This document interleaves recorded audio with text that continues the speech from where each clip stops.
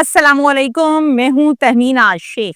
कल से social media और टीवी चैनल्स पर एक खबर बहुत तेजी के साथ वायरल हो रही है। वो खबर यह है कि पेशावर में एक ही खानदान के 6 लोगों को बेदर्दी के साथ, बेरहमी के साथ, दर्दनाक तरीके से घर में घुसकर क्लाशनकोफ की गोलियों के साथ छलनी कर दिया गया। यानी पूरा खानदान उड़ा दिया गया। मरने वालों में 2 मर्द शामिल हैं, मरने वालों में 2 खवातीन शामिल हैं और मरने वालों में 2 छोटे छोटे बच्चे भी शामिल हैं। मरने वाले इस खानदान की कातिलों के साथ रंजिश क्या थी? क्यों इतनी बेरहमी के साथ कत्ल किया गया? ये कातिल आखिर कौन थे जो घर में घुसकर क्लाशनकोफों के साथ कत्ल कर रहे हैं? इतने बेरहम कातिल के मासूम बच्चों को भी न छोड़ा। तमाम डिटेल्स मेरे पास आ चुकी हैं। मुकामी नुमाइंदगान से तमाम तफसीलात में ले चुकी हूँ, जो मैं आप लोगों के साथ शेयर करूंगी और आपको ये भी बताती चलूं कि किसी टीवी चैनल पर या किसी भी प्लेटफॉर्म्स के जरिए से अब तक ये खबर इतनी डिटेल के साथ रिपोर्ट नहीं हुई जितनी के मेरे पास है और मैं आपसे शेयर करने जा रही हूँ। पेशावर में यह अफसोसनाक वाकया पेश आया है। पेशावर का एक इलाका है जनाब खटकू पुल। यहाँ पर जो थाना है वो लगता है आर्मर पुलिस स्टेशन। खटकू पुल के इलाके में 2 खानदान रहते हैं। चलिए हम ऐसे कहते हैं कि 2 फैमिलीज रहती हैं। जरा उन तमाम की डिटेल्स सुन लीजिए, बच्चों समेत मैं आपको नाम बताती हूँ ध्यान के साथ। अच्छा जी, अब मैं आपको बताऊं कि जो घर के सरबराह हैं एक खानदान के, उनका नाम है मोहम्मद अतलस और अतलस साहब की उम्र है 70 साल। अतलस साहब की जो बीवी है इनका नाम है शकीला और शकीला की उम्र है 60 साल। अब अतलस साहब जो हैं इनके 3 बेटे हैं और 1 बेटी है। तीनों बेटों के नाम सुन लीजिए और उम्रें सुन लीजिए। हजरत अमीन 26 साल का, फजल अमीन 22 साल का, नसीम अमीन 21 साल का। बेटी का नाम है नाइला और नाइला की उम्र है 27 साल। नाइला भी मैरिड है और नाइला के शौहर का नाम है रमजान। और जब हम बाकी इसके 3 भाइयों की बात करते हैं तो इसके तीनों भाई भी शादीशुदा हैं। अब मैं आपको दूसरी फैमिली की डिटेल्स बताती हूँ। दूसरी फैमिली के जो सरबराह हैं इनका नाम है मुर्शद अली। मुर्शद अली की बीवी का नाम है साजिदा। अब मुर्शद अली साहब जो हैं इनके भी 3 ही बेटे हैं और 1 इनकी बेटी है। जो 3 बेटे हैं उनके नाम सुन लीजिए। सबसे बड़ा बेटा पहला शमशाद, उसके बाद मंसूर और उसके बाद मोहम्मद खान। 1 इनकी बेटी है जिसका नाम है आयशा। ये दोनों फैमिलीज एक ही गली में रहते हैं, दोनों की आपस में बनती भी है, एक दूसरे के घरों में इनका आना जाना भी है। अब सुनिए, 2023 में आयशा की शादी, जो कि मुर्शद अली की बेटी है, इसकी शादी मोहम्मद अतलस के तीसरे नंबर वाले बेटे नसीम के साथ की जाती है 2023 में, यानी आज से 2 साल पहले। अब आपको पता है कि ये पहले आपस में नेबर्स भी हैं, एक ही इलाके में रहने वाले भी हैं, एक दूसरे के घरों में आना जाना भी होता है, लेकिन अब ये रिश्तेदारी के बंधन में बंध चुके। 2 साल इनकी शादी को गुजर गए। इन 2 सालों में मियाँ बीवी में तो कोई अनबन नहीं थी, कोई झगड़ा नहीं था, बहुत अच्छी जिंदगी गुजर रही थी। लेकिन 2 सालों में औलाद इनके घर पैदा नहीं हुई। लेकिन इस औलाद के पैदा ना होने की वजह से मियाँ बीवी में कोई दरार नहीं आई। लेकिन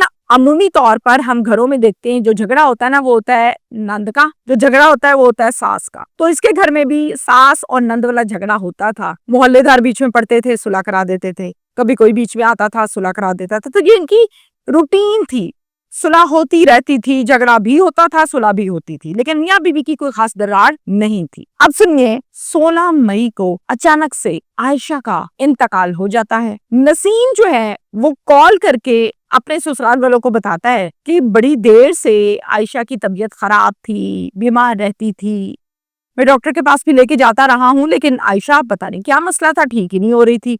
तो आयशा जो है वो अब तो फौत हो गई है, तो आप लोग पहुंचे। आयशा के घर वाले कहते हैं ये तो हमें मालूम था कि आयशा बीमार है, पर ये कैसे मुमकिन हो गया कि रात को वो सोए और सुबह उठे तो उठे ही ना और फौत हो जाए। खैर, वो मौका था कफन दफन का। वो क्या कहते हैं, वो कहते हैं जी बॉडी इधर है, ओके। आयशा का तसल्ली बख्श अंदाज में कफन दफन किया जाता है और दफना दिया जाता है। अब ये डेथ हुई 16 मई को। अब तारीख में आपको बता रही हूँ 18 मई। 18 मई को क्या होता है, एक जिरगा बैठता है। अब इस जिरगे में ये बात रखी जाती है कि हमें ऐसा लगता है कि आयशा को उसकी सास ने, उसके शौहर ने और उसकी नंद ने मिलकर जुल्म, बर्बरियत, तशद्दुद, मारपीट के जरिए से कत्ल कर दिया है।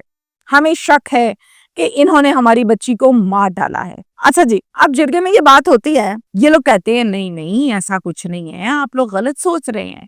ایسا کوئی جھگڑا نہیں تھا اتنا بڑا کہ توبہ استغفار ہم قتل ہی کر دیں. ہاں ہمارے گھر میں ساس والا جھگڑا تھا لیکن وہ اتنا بڑا نہیں تھا. وہ جھگڑا جب بھی ہوتا تھا صلح ہو جاتی تھی, بات ختم ہو جاتی تھی, اور یہ تو ہر گھر میں ہوتا ہے, کوئی ہمارا گھر انوکھا تھوڑی ہے. کہتے نہیں آپ کے گھر میں بہت جھگڑا تھا اور آپ لوگوں نے قتل کیا, اچانک کیسے مر گئی ہماری لڑکی. خیر ان کی بحث مباحثہ ہوا اور اس جرگے میں کوئی حتمی رائے, کوئی حتمی فیصلہ نہیں ہو سکا, اور پھر انہوں نے اس جرگے کو اس بات پر کلوز کیا, ختم کیا کہ کل پھر جرگہ لے کر بیٹھیں گے شام کو 4 بجے یعنی کہ 19 مئی کو. اب بات تو یہ طے ہوئی تھی کہ 19 مئی کو 4 بجے جرگہ بیٹھے گا, لیکن 19 مئی کو 4 بجے جرگہ نہیں بیٹھا. اور کیا ہوا, رات کے 2 بجے مرشد علی اور اس کے تینوں بیٹے بڑی بڑی کلاشن کوفوں کے ساتھ ان کے گھر میں جاتے ہیں, گھس جاتے ہیں. یہ سب سو رہے ہوتے ہیں, سوئے ہوں کو گولیوں سے چھلنی کر دیتے ہیں, گولیوں سے بھون دیتے ہیں. اور اس دنیا چلنے کی قیامت کے دوران جو لوگ اس دنیا سے چلے گئے, جو قتل ہو گئے, وہ ہے ساس شکیلہ, نند نائلہ, حضرت امین بیٹا اور فضل امین. آگے سے فضل امین کے 2 بچے چھوٹے چھوٹے, ان کا نام بھی سن لیجئے, طفیل کا عمر 10 سال اور لڑکا ہے جی طفیل احمد 3 سال. یہ دونوں بچے بھی گولیوں سے جاں بحق ہو گئے, اور جیسے کہ میں نے آپ کو بتایا کہ ساس نند اور بیٹا بھی چلے گئے. اب اس قتل کی ہولی میں, اس گولیوں کی بوچھار میں جو بچا وہ تھا محمد اطلس گھر کا سربراہ اور شوہر محمد نسیم, یہ 2 بچ گئے. جب یہ سب کچھ ہوا وہاں پر فوراً سے 15 کی کال چلائی گئی. پولیس اسٹیشن آرمر کی حدود میں یہ کام چونکہ ہوا تھا تو آرمر پولیس اسٹیشن کی نفری فوراً بھاگی موقع پر پہنچی. مقدمہ درج کیا گیا جس کا مدعی بنا محمد نسیم, اور اس مقدمے میں 3 ملزمان کے نام لکھے گئے, یعنی کہ ہم یہ کہیں گے کہ یہ مقدمہ نامزد تھا. آپ کو بتاؤں کہ نسیم جو کہ مدعی مقدمہ ہے وہ کہتا ہے کہ ان کے گھر والوں کو یہ شک تھا کہ عائشہ کو شاید زہر دے کے قتل کر کے مارا گیا ہے, جبکہ ایسا نہیں ہے. وہ تو بیمار تھی اور اس کی بیماری کا علاج میں خود کروا رہا تھا. ان کو جو لگتا ہے وہ غلط لگتا ہے. 6 لاشیں اس وقوع میں بچھائی گئی, یعنی 6 لوگوں کو قتل کر دیا گیا کلاشن کوف سے, بندوقوں سے. اب 6 کی 6 لاشوں کو رکھ کر جمیل چوک رنگ روڈ پر اس فیملی نے احتجاج شروع کیا. یہ احتجاج تقریباً 3 سے 4 گھنٹے تک جاری رہا, اور اس احتجاج کے دوران اس رنگ روڈ کو عام ٹریفک کے لیے بند کر دیا گیا. تمام ملزمان کو گرفتار کرو, جب تک تم لوگ ان کو گرفتار نہیں کرتے ہم اس احتجاج کو جاری رکھیں گے, اور یہ احتجاج کوئی بھی نہیں بند کروا سکتا. 1 2 3 4 3 گھنٹے اور کچھ دیر کے بعد اس احتجاج کو مذاکرات کی شکل میں بند کیا گیا. مذاکرات کیا تھے ذرا سن لیجئے. تمام پولیس کے, چونکہ 6 لوگ مرے ہوئے تھے, تمام پولیس کے اعلیٰ افسران, D S P, S P, S S P, یہ لوگ موقع پر پہنچے اور فیملیز کو یہ یقین دلوایا کہ ہم آپ کے ملزمان کو گرفتار کروائیں گے, ہمیں کچھ مہلت دیں, کچھ وقت دیں.